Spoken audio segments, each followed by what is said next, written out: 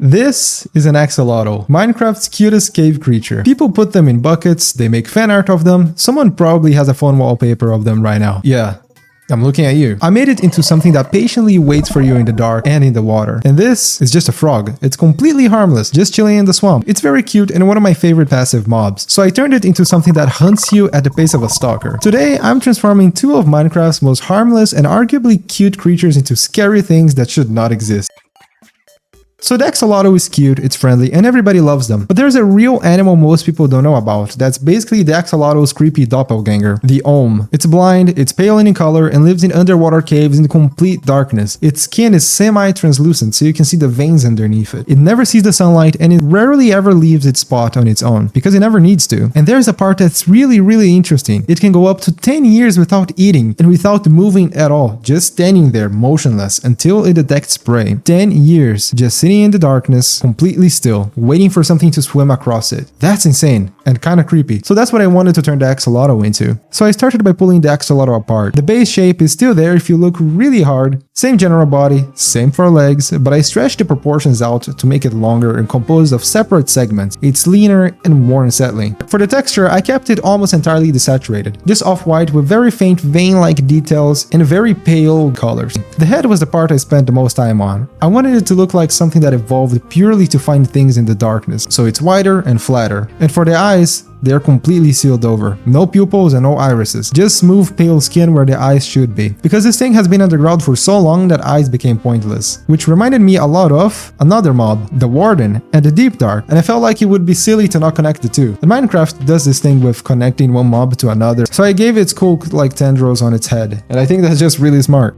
And for the audio animation, it just sits completely still, motionless, in the water. I wanted to add some movement, but to be honest, the stillness was scarier way more. So it just silently floats in the water, with just the slight hint of movement. Now we have the Warden, which is blind. The Olm is also blind, and also hunts by sound. So I decided to call this thing the Pale Stalker. It spawns in bodies of water near the deep dark, and underground lakes, flooded cave systems, anywhere where there's water and it's dark enough. So if you're already nervous about the skulk sensors and the Warden is above you, the water underneath now has its own conversation. Like the real animal it's based on, it can wait, completely motionless, for as long as it needs to. It is so still, you can swim right across it and it's not going to know you're there. But the moment it hears you, footsteps, jumping, placing blocks, breaking blocks, it locks on, and then it moves really fast towards where you are. That contrast between how still it was and then how quickly it closes the gap is the part that to me makes it really unnerving. And at this stage, if you're underwater, you'll probably not be able to escape because it's very fast. However, it's not just completely still. The Olm can emit a sound pulse every 2 minutes, detecting everything that's in front of it, even if you're not producing any sound. So you can't just sit there forever thinking you're just chilling. This second behavior is the one that I'm most proud of, because near places of water, it can actually climb the cave ceilings. It can latch onto them and just hang in there, waiting for something to walk underneath it. It's less of an aggressive attack and more like an environmental trap. And if something walks under it...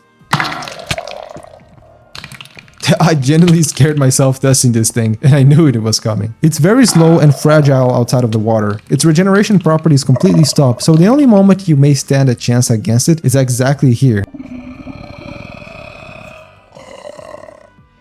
It also doesn't stay exclusively in the deep dark. You may also find it rarely in dripstone caves because of how dark and moist it is. Okay, but I feel like you need some sort of reward, right? Something to make you want to interact with this thing and maximize the amount of players getting destroyed by them. So unlike the Warden, I made it so this mob drops two different rewards, the Olm's Claw and the Echo Tendril. The Olm's Claw, when equipped, grants the player the ability to latch onto the ceilings, which is very useful for traversing caves. It may not seem useful at first, but this will really help you build. And also, you can just do this to troll your friends, because you can literally just unlatch from the ceiling and fall onto them. And the second item is the Echo Tendril.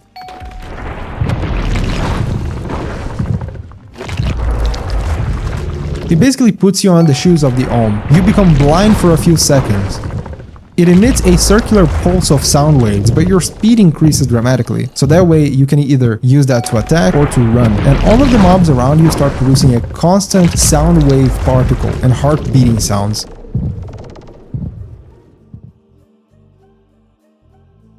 Swamps at night in Minecraft already kind of became uncomfortable after they added the bogged, but we've been through hundreds of swamps. Barely any unique monsters there, but those are new.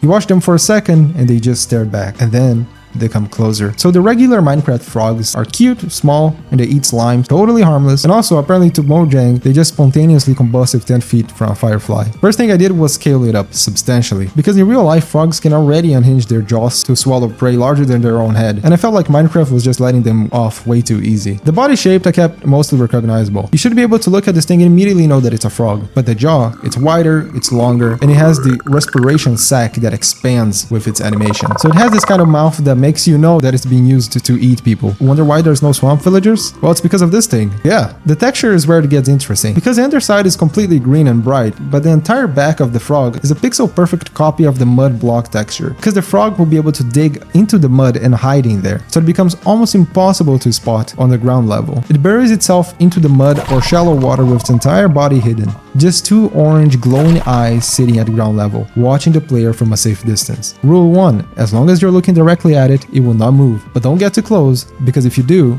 it will bury itself completely, and you'll lose track of where it is. It's basically an overpowered creaking. It knows you can see it. It will sit there and hold eye contact with you for as long as you hold it. It has nothing else going on for it. The swamp is its home, and you're the one who walked into it. Rule 2. Don't look away. The moment you do, it's gone, and when they come back, they're closer, but in a different location, because it doesn't exactly follow the player on a straight path. So you only have a few seconds to locate it before it's gone and it gets closer. And the fact that the mangrove swamp is so messy, it makes it even harder to locate it. Every time you break eye contact, even for just a second, it buries itself into the mud and repositions silently. And here's the thing that makes this genuinely stressful, because you cannot run. The moment you turn and actually run, you broke rule 3, which means that it starts moving faster and faster, and then...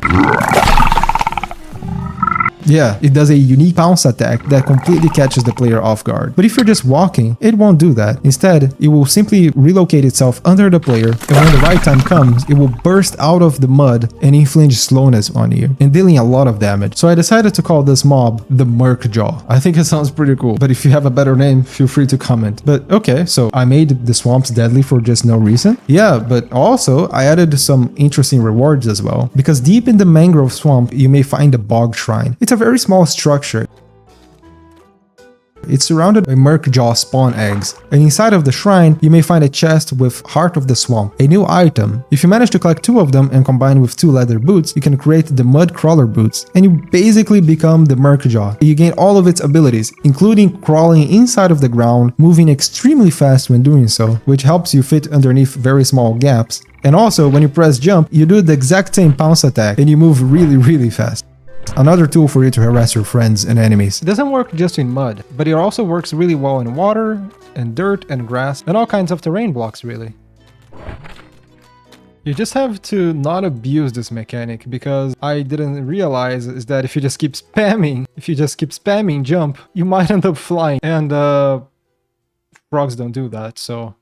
2 mobs, both of them built from creatures that are already in the game. Creatures you've already seen thousands of times. Also, small announcement, but the Shade mob that I made years ago will now become available to Bedrock and Java very soon. But I'm gonna need your feedback to play it first, and then I'll release it fully.